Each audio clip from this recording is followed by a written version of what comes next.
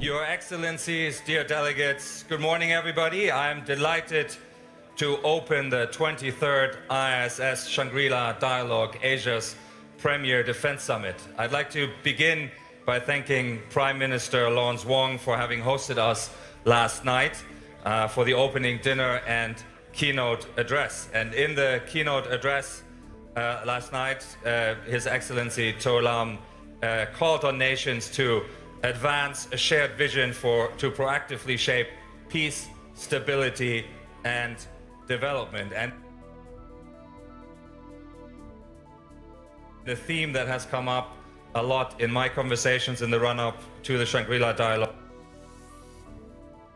has indeed been a shared sense of purpose and to see whether solutions to security challenges can be identified and pursued together. And I'm grateful to see so many defense ministers and military chiefs alongside many senior leaders from government, the private sector, and the analytical community, all gathered here in this room to tackle this important task.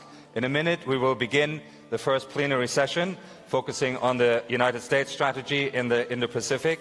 Before proceeding, let me just remind you all that speeches delivered during the plenary sessions at the Shangri-La Dialogue, as well as the Q&A phase, are on the record.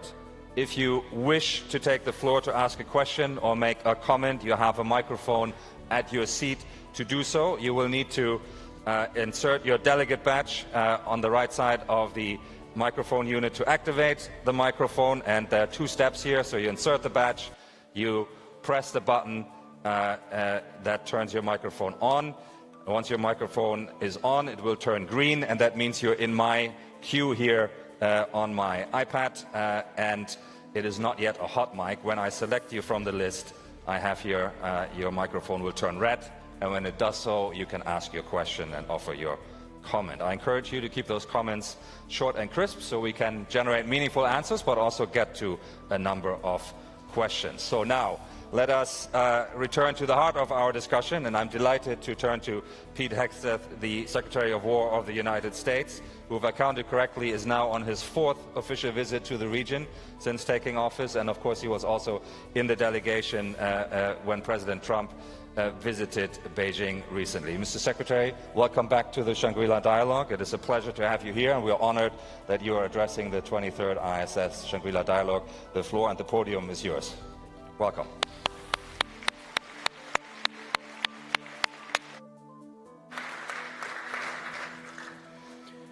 Well, Doctor, thank you very much. Good morning. It's great to be back in Singapore and at the Shangri-La Dialogue to speak about the future of this vital Pacific region.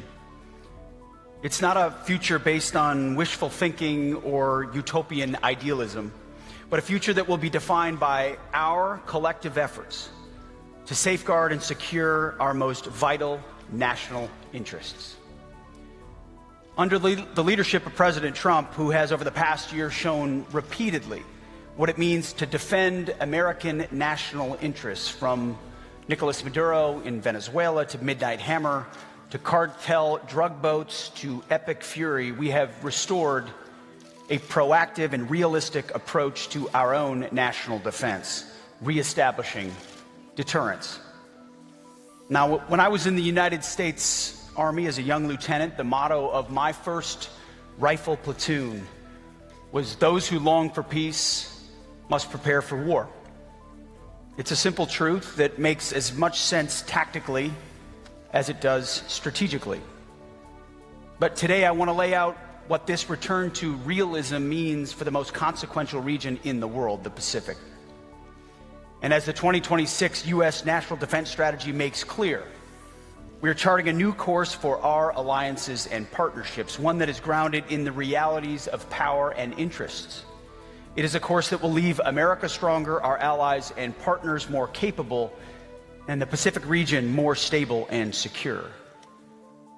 The foundation of this new approach is moving away from a model of dependency and toward one of true partnership, embracing a perspective that our partners in Asia have understood for decades. Now, perhaps because of distance or perhaps because of the hard-learned lessons of history, The default Asian lens on America has been clearer and far more pragmatic than in other regions. Our partners in Asia have long understood that the bedrock of a durable partnership is not based on idealistic values, but on the concrete alignment of national interests. There is undeniable strength in this clarity, and it's what makes our Pacific allies and partners such reliable counterweights in the face of regional threats. When our interests align, we act together with focused resolve.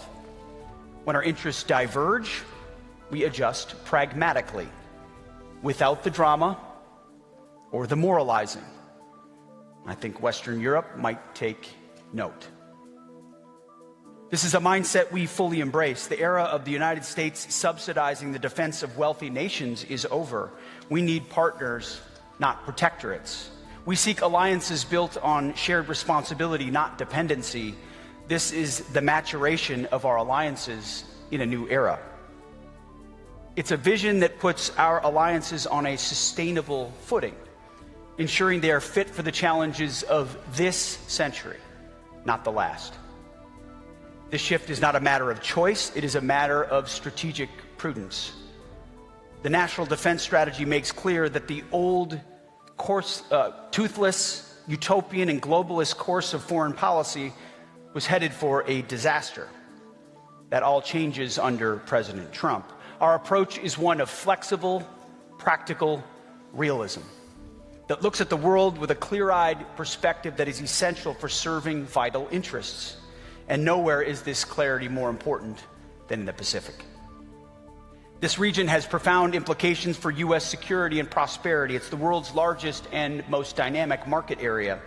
It's why our national defense strategy directs the Department of War to set the military conditions required to achieve a lasting and favorable balance of power in the Pacific region. When we look across the region today, there is rightful alarm regarding China's historic military buildup and the expansion of its military activities in the region and beyond.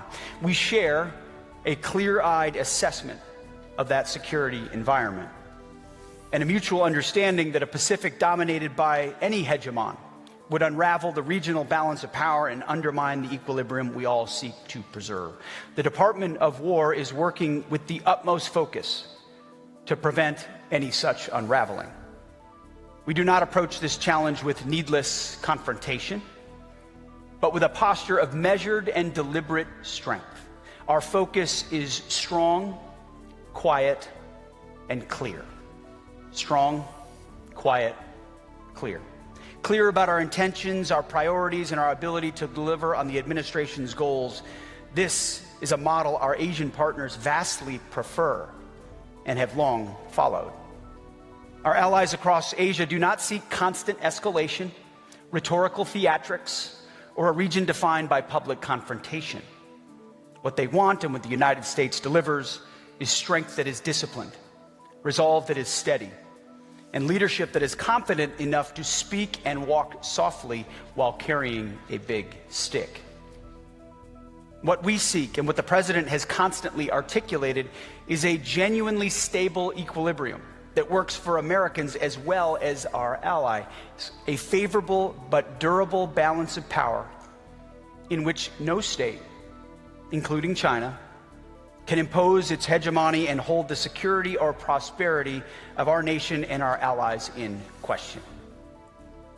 The United States seeks to preserve the conditions that have long underwritten peace and prosperity in this region.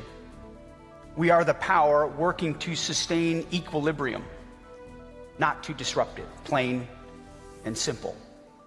We defend a status quo that has enabled extraordinary growth and opportunity across the region. Our interests in the Pacific are significant, but they are also scoped and reasonable, defined by a favorable balance of power in which sovereignty is respected, commerce flows freely, and nations retain the freedom to make their own choices.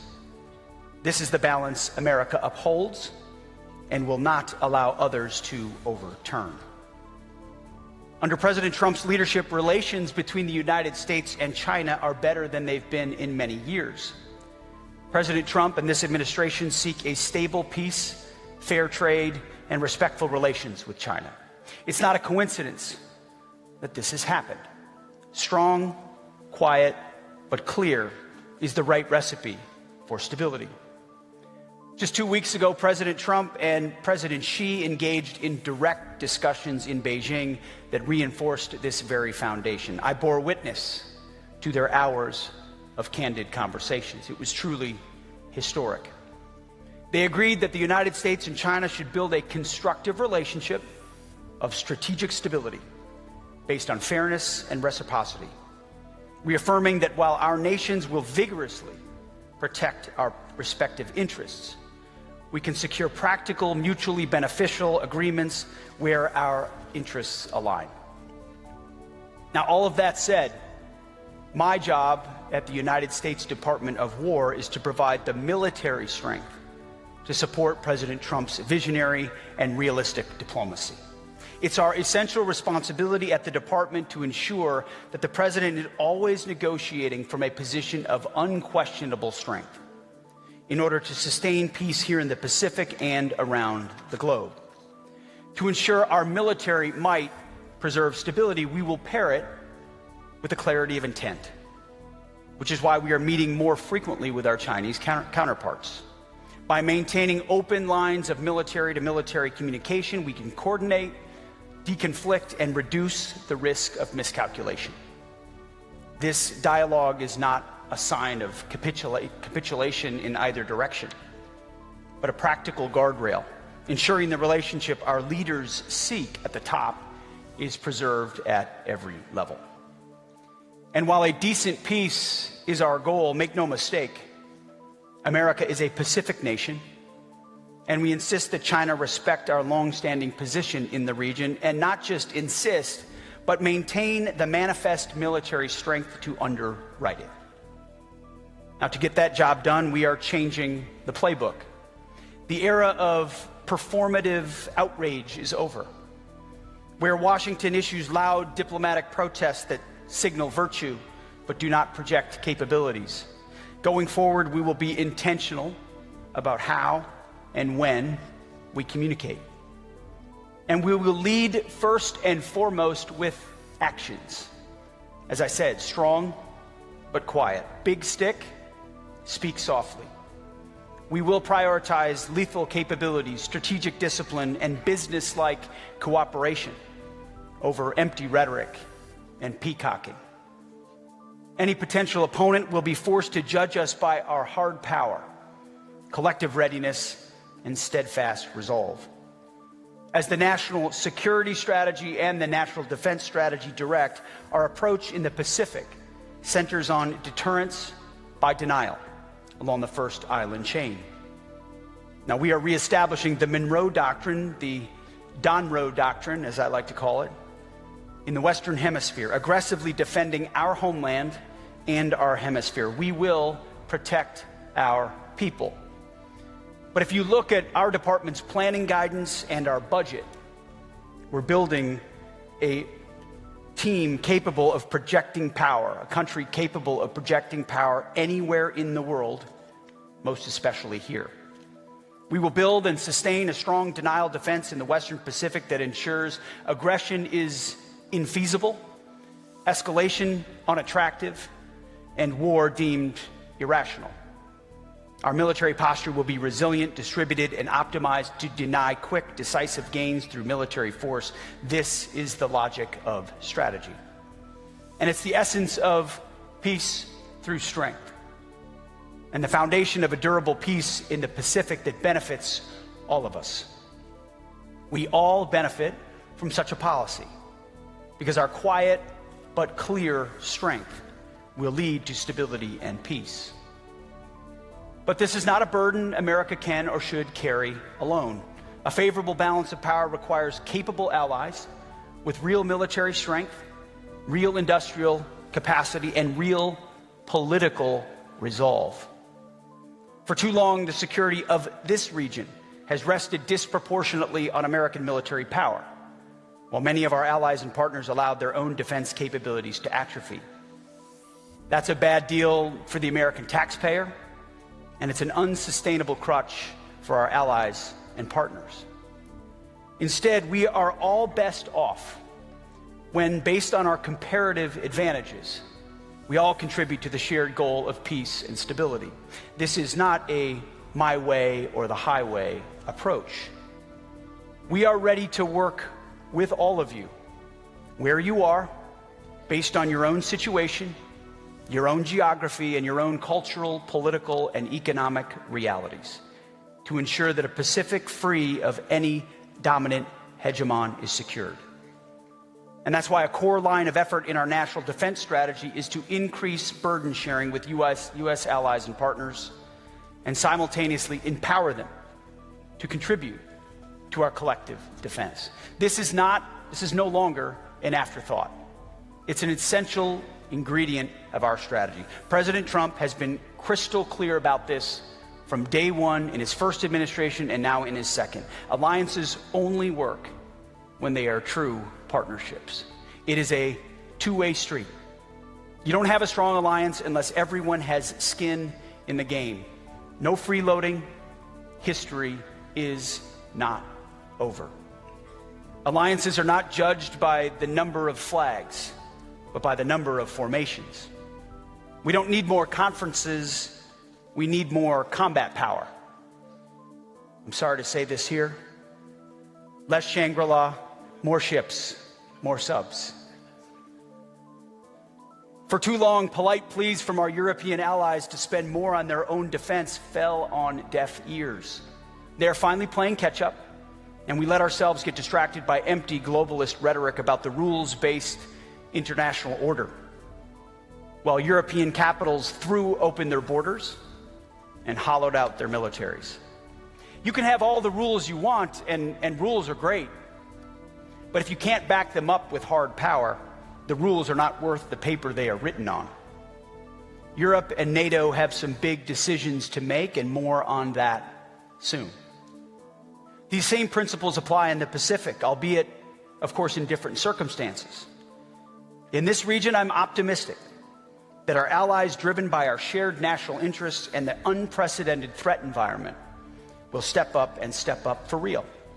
In fact, we're already seeing progress. If you want to see what burden sharing looks like, consider the Republic of Korea. South Korea has invested consistently in its own defense, not because it does not have the luxury of treating war like an academic exercise. They live on the front lines, and so they build real combat power. President Lee's decision to increase defense spending to the new global standard of 3.5% and to assume greater responsibility for its conventional defense reflects simply a clear-eyed understanding of the threat environment. It won't be easy, but it's necessary for the security and prosperity of his country. This was a hard-nosed decision because they see the world as it actually is. We applaud the pragmatism and leadership demonstrated by Seoul. The region will be far more stable and more secure when other allies and partners follow that path. We see this same realist mindset from the Philippines. Manila is shifting its focus to external defense and enhancing interoperability with U.S. forces. And it's not just talk. Earlier this month, we concluded the largest ever Balikatan, which featured joint training and exercises involving the most advanced U.S. capabilities. The Philippines is also investing more to modernize its military and its Coast Guard, with President Marcos signing a budget this year that includes a 12% increase in defense spending.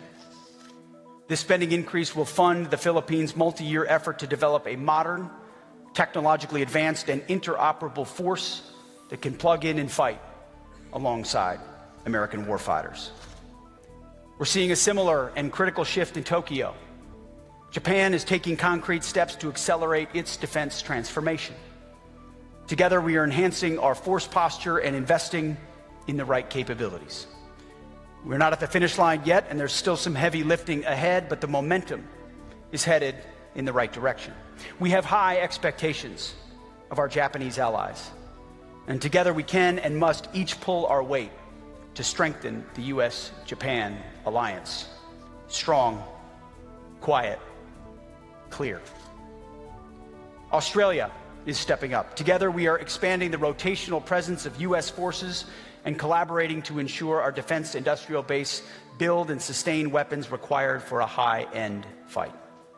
We appreciate Australia's investment in real combat power and the commitment to integrate more deeply with the U.S. Joint Force.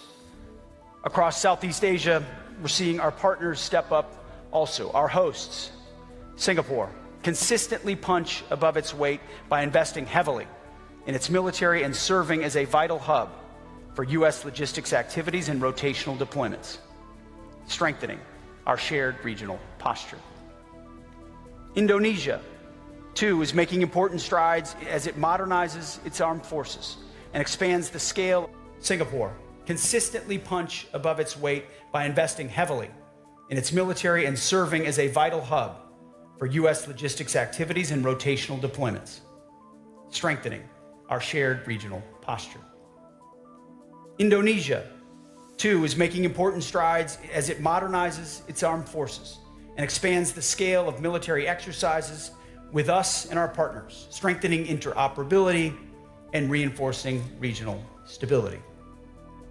I also want to recognize Malaysia's leadership in rapidly deploying ASEAN observer teams to monitor the Thai-Cambodia border. That is burden sharing in action. Nations in the region stepping forward to preserve peace, reduce tensions, and support diplomacy with credible capability. I commend Malaysia and ASEAN for their efforts in support of President Trump's historic peace deal. On the mainland, Thailand continues to deepen military cooperation with the United States to enhance interoperability and develop necessary readiness. Thailand, a longtime U.S. partner, investing even more. We're also seeing the same seriousness of purpose from Vietnam. Hanoi is diligently modernizing its maritime capabilities while expanding pragmatic defense cooperation with the United States. Vietnam is a great example of how nations with distinct histories and different political systems can work together in practical ways, advancing discrete efforts where our interests align to maintain a stable regional balance. And in South Asia, India is a critical anchor to hold the line. A powerful India acting in its own self-interest advances our shared goal of maintaining a balance of power across the region. India is modernizing its military to carry its share of the security burden, particularly in the Indian Ocean. It's building out the heavy industrial and logistics capacity to sustain high-end military operations, including the ability to repair and maintain our shared platforms and support U.S. Navy vessels operating forward in the theater. We've also committed to pursuing co-production with India to advance capabilities like Javelin anti-tank guided munitions. Real, tangible steps to improve the collective readiness of our forces.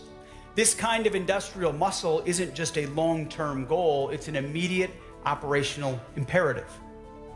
And the United States Department of War is leading the way. America is undergoing a historic national manufacturing mobilization of our defense industrial base. We will produce the best weaponry in the world at scale, at speed, and at a reasonable price. This is my personal commitment to all of you, and it is our president's demand. And it's why President Trump, after spending $1 trillion on defense last year, plans to make a generational investment of $1.5 trillion on defense this year to unleash America's arsenal of freedom and expand America's military dominance for decades to come, a generational investment. President Trump is setting the gold standard. We demand 3.5% from our allies and partners, and we are going well beyond that number. We expect every single ally and partner to match that kind of resolve. For those nations that rise to this challenge, that embrace responsibility as true partners, the benefits will be clear. As our strategy states, we will prioritize working with model allies, those nations who are most capable, clear-eyed, and ready to defend their national interests. For those nations, we are moving them to the front of the line. expedited arms sales, deep industrial base collaboration, expanded intelligence sharing. The list goes on, the benefits many.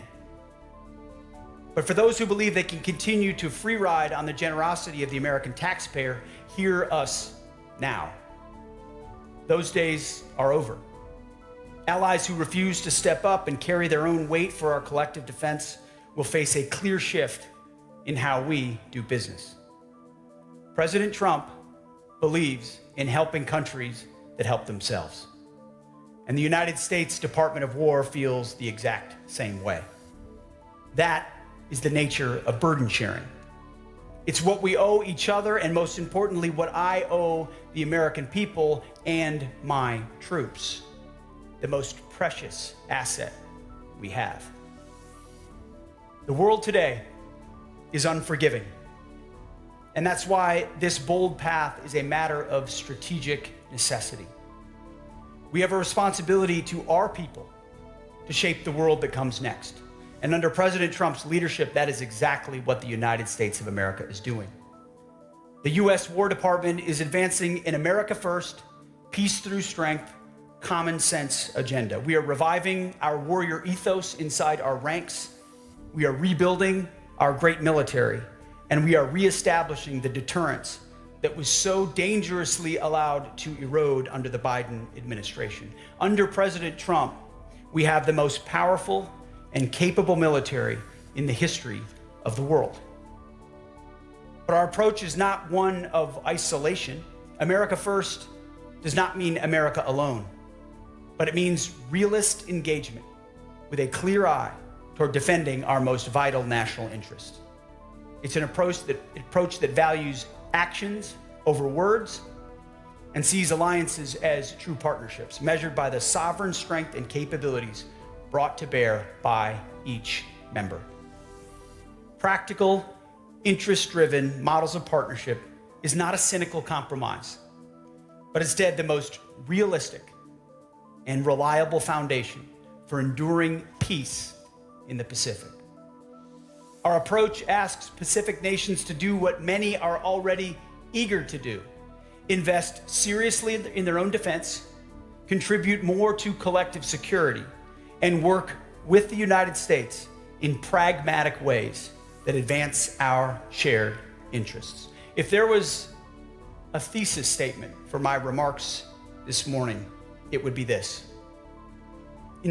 join us in embracing this vision, in building a team of strong, self-reliant nations fully capable of defending their own sovereignty while contributing to our collective security, in preserving the favorable balance of power that benefits all of us. Strong, quiet, clear. I've said this before, but it bears repeating again and again. Those who long for peace must prepare for war. From my first platoon to the first island chain. Let that remain at the forefront of our minds, because we all long for peace. That time is now. The challenges we face are real, but so is the opportunity before us. We must meet that moment. And may Almighty God bless all of our troops in harm's way. Thank you very much. Thank you so much. Thank you. Secretary Hegseth, thank you so much for your remarks and a great clarity of your message.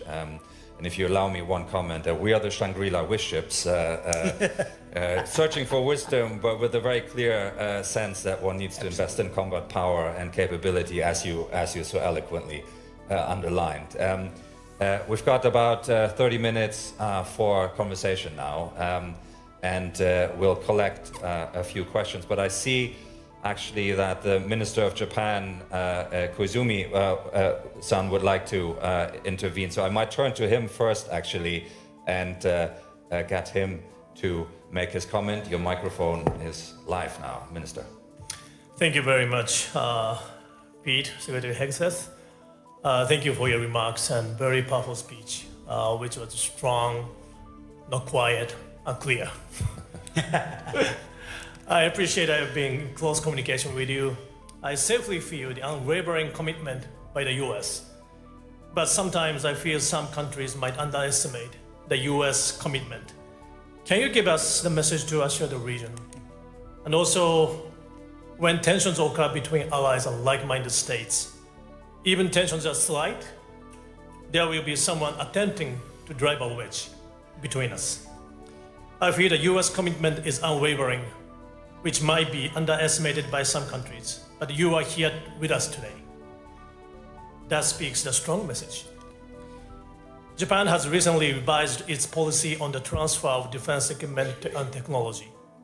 I have been advancing defense equipment cooperation with Australia, the Philippines, and New Zealand, and Indonesia too. We are making those efforts to establish resilient supply chain so that countries in the region can help each other in case of crisis. I believe this initiative is aligned with the arsenal of freedom. Is my understanding correct? Thank you very much. Thank you very much, Minister Koizumi. Maybe, Mr. Secretary, if that's okay, if I can invite you to respond to the Minister straight away, and then we group a few questions together. Is that okay? Yeah, absolutely. Please. Well, Minister Koizumi, thank you for the question, for your friendship, for your engagement. I think our countries and our personal engagement is demonstrative of the kind of commitment the United States has to allies and partners. And we appreciate the extent to which you and your government have stepped up. And I think there's sort of two real ways when I look at how the world may view our commitment to this region. First is through our national defense strategy. And we very clearly listed 4 pillars. It was the homeland of the hemisphere, deterring China in the Indo-Pacific, burden sharing, and then supercharging our defense industrial base. Those were the 4. And I think too many people were focused on the fact that number 1 is homeland and hemisphere. For us, that was a reorientation toward a forgotten aspect of our defense strategy. We had a wide open southwest border that allowed 20 million illegals to pour across our borders that the Department of War was focused on securing. We've got a cartel problem of foreign terrorist organizations where we can't just defend at the border, but we need to defend in depth. So we've created the America's Counter Cartel Coalition, working with allies and partners in Central and South America to holistically get at the counter cartel challenge. Key terrain like the Panama Canal, something we lost focus on, we're refocused on, and Venezuela's seen a complete change, which creates complications for our adversaries. So staying focused and bringing renewed energy to Southern Command, which had been kind of a sleepy backwater command and now is a warfighting command in our own home hemisphere, was something we had to do institutionally. But if you look at our defense planning guidance or our national defense strategy, we are funding toward, exercising toward, and planning toward the most difficult problem set, which is power projection into this region and working with our allies and partners. So there's a refocus in what we do in our own neighborhood, but in understanding that a $1.5 trillion investment from cislunar to subsea is what's required in order to deter the next conflict. And then I think the second aspect is that people want to conflate that we have global obligations with turning of our backs to this region. And that's why I've made more trips here than anywhere else and have met and will continue to meet with individual countries and in collective settings like this to demonstrate we are quietly but very strongly working by, with, and through allies based on our mutual commitments to strengthen our capabilities out here. We still have global obligations to ensure that, say, Iran doesn't get a nuclear weapon. We're focused on that. We can do 2 things at one time. We're supercharging our defense industrial base so that we're building 2x, 3x, 4x the munitions very soon to ensure that all of our O plans are properly funded throughout the world. So I think because there's been a lot of talk previously in the US government about pivots that were never real, there's an instinct to want to look at this and say that it is not. But I think it's the exact opposite. Underneath our entire approach is a substantive, serious approach to the Pacific, while also ensuring we maintain our obligations around the world. So thank you for your question. Excellent. Thank you very much. We'll group a few questions together now. The list is extremely long already, so I'll pull out a few. First in this round, please, from Korea, Dr. Chung-Min Lee. Chung-Min. Thank you, Bastian. Mr. Secretary, thank you for your positive remarks on the ROK-US alliance. South Korea's defense spending this year increased 8.2%, and we are fully committed to every single matrix you mentioned on a self-reliant defense posture. In this regard, my question to you, sir, is twofold. Number one, President Trump said yes to President Lee's request for American support in building nuclear-powered submarines for the ROK Navy for larger deterrence missions. And number two, wartime OPCON transfer to the ROK within the next couple of years. Could you please enlighten the audience on these two aspects of the strong and stronger U.S.-ROK alliance? Thank you. Thank you very much, Chung-Min. We'll take one or two more in this round. Next, please, from China, Weibin Zhao. Your microphone is on. Thank you, Chairman. Mr. Secretary, I'm Senior Colonel Zhao Weibin from China. You just mentioned in your speech that during President Trump's historic visit to China, the two countries have agreed upon a new definition of China-US relations, which is constructive strategic stability. So, what's the implication of this new definition for US-China military-to-military relations in particular? As the head of the War Department, how would you implement the consensus reached by the two heads of states in real tangible steps rather than peacocking? Yes. So how would Pete bring peace in and war out? Bring cooperation in and confrontation out? Thank you. Thank you very much. And we'll take from the United States, Douglas Greenlaw. Secretary Hegseth, thank you for your principled leadership of the Department of War. Under your leadership, the Pentagon has placed a major emphasis on the key core principles like lethality, reconstruction of the defense industrial base, including accelerating innovation by leveraging private capital and commercial technology. What would you like to see from private capital to help scale these innovations, including internationally, so they can be useful not just to the U.S., but to the defense posture of the Indo-Pacific? Thank you very much. I see we have a young leaders group here as well, and I want to get in one of the younger voices in the room as well. So if we can please get from Pakistan, Tanzila Khalil, your microphone is on. And then we'll return to the Secretary. Thank you. Thank you, Mr. Secretary. Recently, it was identified by the Director of National Intelligence, Tulsi Gabbard, that Pakistan's potential ICBM capability as a future threat for the US. I wanted to seek your comment on how do you assess India's long-range missile capability, particularly in terms of the recent test of Agni 6 ICBM with a range of approximately 12,000 kilometers, which could potentially place some parts of Europe and America within reach. Thank you, sir. Thank you very much. So we've got a summary of the themes there as well. So, Mr. Secretary, can I invite you to weave your way through these various comments? I can't weave as well as my boss can. Not possible. First on Korea, I see General Brunson is here, our commander, who does a phenomenal job there, ensuring that partnership is realized and deepened every single day. And I think it really does exemplify the kind of partnership, and that's why I led with the remarks about what South Korea's done. I was there when the president talked about nuclear power submarines. I think it's an important capability. I think we're looking for allies willing to expand subsea capabilities that produce real dilemmas.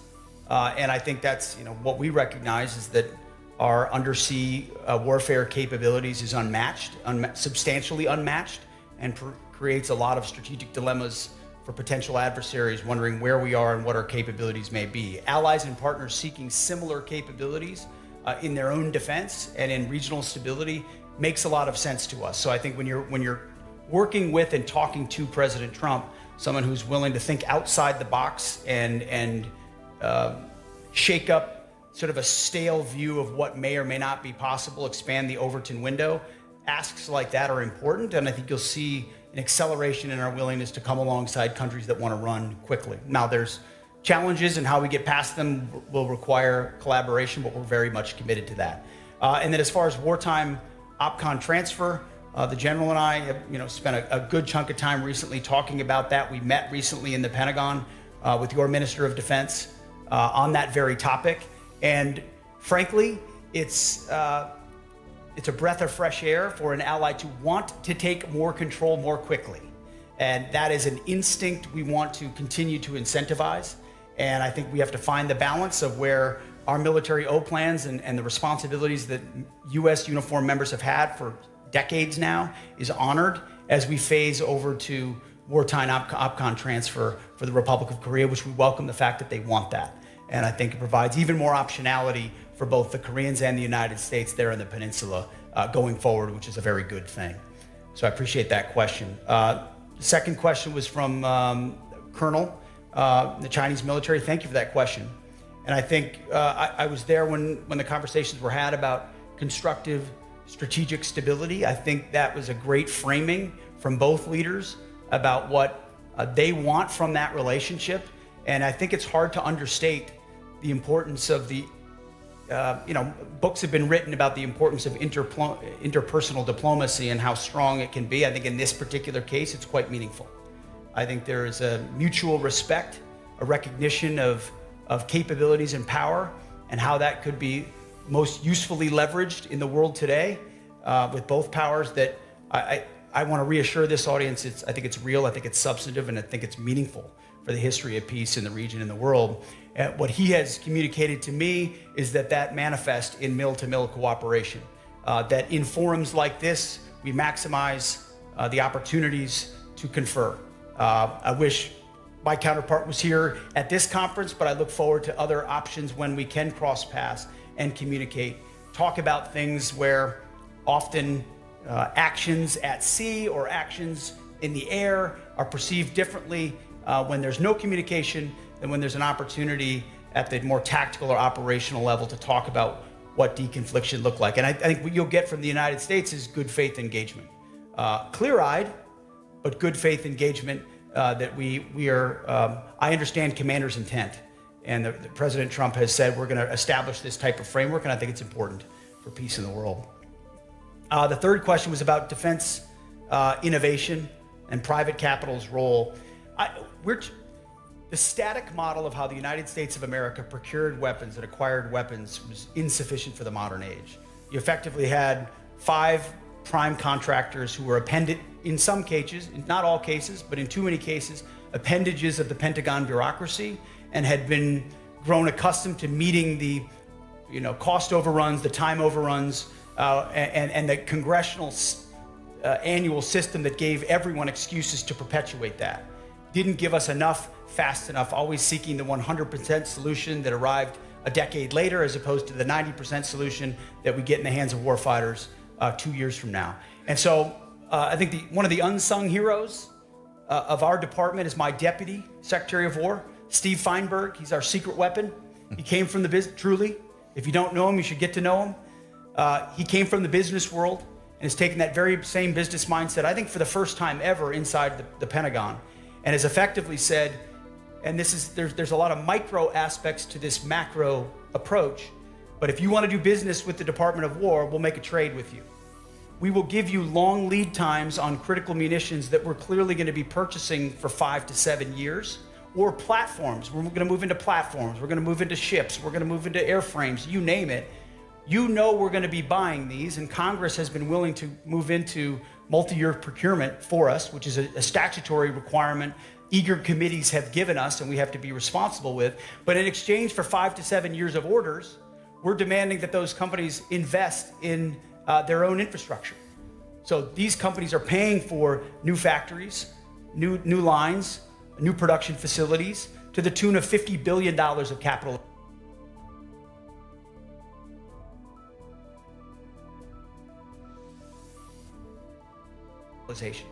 $50 billion that's not coming from U.S. taxpayers. It's coming from companies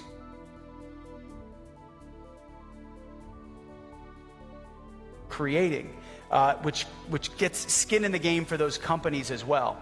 And through doing that and opening up our bureaucracy, which we go to war with our bureaucracy every single day, our job is to make sure we don't have 5 prime contractors by the time I'm done, but we've got 10, 15, or 20 who are able to compete on an equal footing, and now you really are building an arsenal. And then if you add on top of that co-production with partners around the world who want to do the same, now you're building a global arsenal of freedom that we require.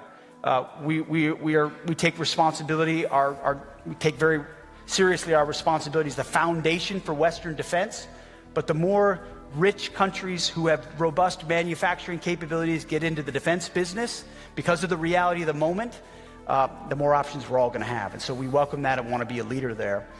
The final question was about India, Pakistan. And I mentioned India here, but I very easily could have mentioned Pakistan and the role that the Field Marshal and the Prime Minister are playing in peace negotiations. I think an unexpected development and a true friendship developing there, which I think is important. And you saw that in the ability of the president to come together on brokering a peace between India and Pakistan, 2 nuclear-capable countries. I think both sides there are going to see understandable threats coming from the other, maybe some of which we see differently, and countries are going to want to develop ICBM threats, but we're not pointing a finger, at least from our view right now, at either country and calling them a threat to us. And we're grateful for, in each of their lanes, the benefits they've given to peace around the world. Excellent. Let us get one more round of comments and questions in. If I can ask for crisp, short questions so that we can get to answers. First one in this round from the United Kingdom, Tom Beckett. Mr. Secretary, thank you very much. Noting the, applauding the defence procurement changes that you're making in the Pentagon, on the 22nd of May, the Acting Secretary of the Navy said that the 14 billion FMS to Taiwan had been paused to preserve stocks for Epic Fury. Looking to the future, that's fine. In the here and now, how do you reconcile that with expedited arms sales for partners? Thank you very much, Tom. We take another question from China, Dong Wang. Your microphone is on. Thank you for the speech, Secretary Hegseth. Most recently, U.S. Forces Korea Commander General Xavier Bronson made a striking remark in a public interview, stating that South Korea is, quote-unquote, a dagger in the heart of Asia aimed at China. This comment stands in a stark contradiction to the spirit of a constructive China-U.S. relationship of strategic stability, which our 2 presidents agreed to build during President Trump's most recent visit to China, which you also just referred to in your speech. President Trump, in particular, has also repeatedly emphasized his desire to forge the best possible relationship with China. My question is simple. Does General Bronson's statement represent the official position of the Trump administration? And is characterization of South Korea's role as a dagger aimed at China authorized or endorsed by the Pentagon? Thank you. Thank you very much. The General is in the room, so he has an opportunity to perhaps follow up with you in the coffee break. But let me get 1 or 2 more questions in for this round. And we'll next turn from India to Vikram Singh. Vikram. Thank you, Bastian. Secretary Hegseth, how does the Department of War expect to establish equitable cybersecurity partnerships with allies who may lack the domestic intelligence and technical capabilities? Is there a risk that this may create an overdependence on the U.S. private sector, which might further perpetuate a protection-based model for cybersecurity in the region?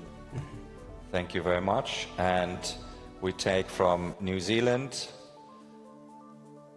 Anna, if you feel. Anna. Thank you, Mr. Secretary. I couldn't help but notice that New Zealand was missing from your list of countries there. They have recently outlined a plan to get from 1% to 2% of GDP, a long way from 3.5. Would you consider New Zealand to be a free rider? Thank you. Certainly sharp and clear question. We will take from Australia, which I think was mentioned, and our young leader group, Lee Sun. Over to you. Thank you. By order of risk to strategic equilibrium, what issues or conflicts in the region is the US most concerned about? Okay, thank you very much. And I'll just lob in one final one from Thailand. Panitan Watan Yagoporn, your mic is on. Thank you. Thank you, Mr. Secretary, for your remarks. Very strong, loud, and super clear. In Thailand, I think Thai public opinion about the U.S. is not good, given the fact that we are one of the oldest allies and benefited a lot more from trade, surprisingly.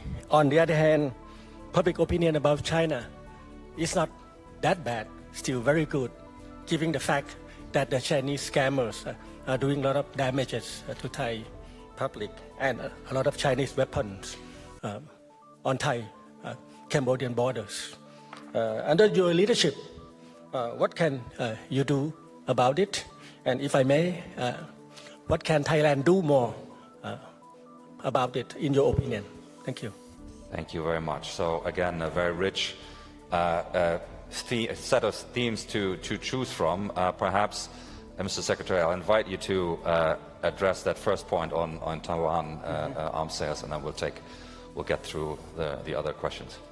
Yeah, I would, on the Taiwan arms sales, I would very much decouple the two, and we feel very good about our stockpiles, both how we use them and in epic fury in this historic moment, and I don't think enough credit has been given to President Trump for his willingness to take on this global threat and do so through Admiral Cooper and our CENTCOM commander in a devastatingly effective way. And you know, status as of right now is that any deal will be a good deal. And I had a chance to talk to President Trump this morning.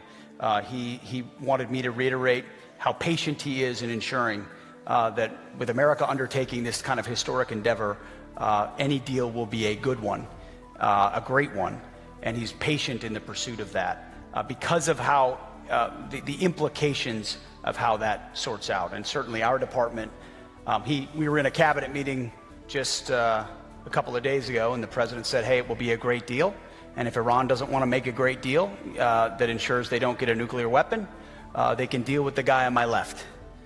That was the only time I've ever been accused of being on the left. And he was pointing at the War Department. And we're serious about that. Our ability to recommence if necessary is, we are more than capable. Our stockpiles are more than suited for that, both there and around the globe, because of how we balance exquisite and more plentiful munitions. So we're in a very good place. And I wouldn't, Hung Kao is fantastic, but I would not couple the two in any way at all. And I feel good about not only where we are, but where we are in future production rates as well. And I think there's been a lot of false reporting with the wrong motives about where we might be, the United States of America. And we're in a very, very strong position and feel only better about where we're going in the future. Any decision about future Taiwan arms sales, as the president said, will rest with him and as a nature of that relationship. And certainly having been there for those meetings in Beijing, there's no change in our status there. So just to clarify. Since the good general was name-checked, I don't know if he wants to say anything. I would always give the floor to an esteemed American general. General Brunson on South Korea, and then I'll take it from there if you want. I don't know if we can turn his mic on or not. Can we turn on General Brunson's mic, please?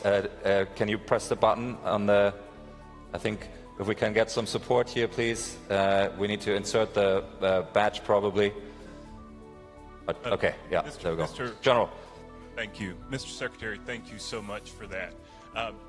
Gentlemen, if you could please raise your hand, the gentleman who asked the question, that I might look at you directly.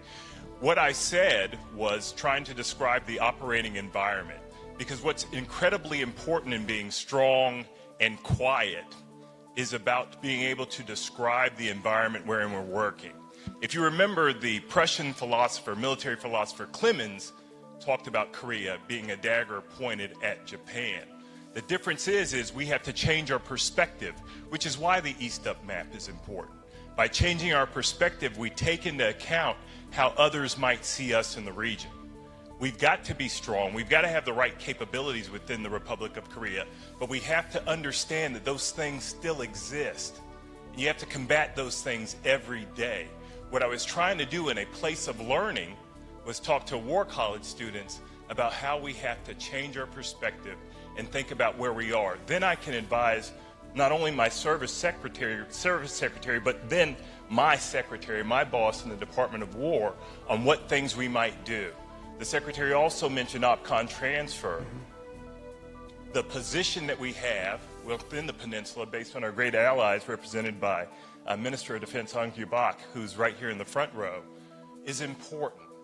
But what's also important is that we have the right capabilities at the right place in the right time, but also take into account our perspectives.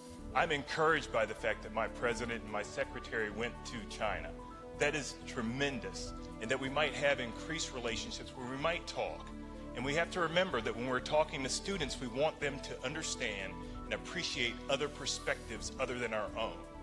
So many times in over the course of my career and the secretary's career, we've thought blue and red. Well, now there's a green there where we might have in this green space the opportunity to talk and to have military thought. The only way there will be philosophers in the future wearing uniforms like myself will be that we enter into the field of ideas. And we challenge ideas, and I'm okay with the challenge the ideas, but we have to remember that context will always be king. And we have to take remarks contextually. And I would encourage that you listen to the entire podcast, as well as the speech that I gave to the War College students, which was pretty good. Thank you. Thank you very much for that That's response. why we gave him the mic. Very good. We've got 2-3 minutes left to get to... I'd like to give the remainder of my time to the general.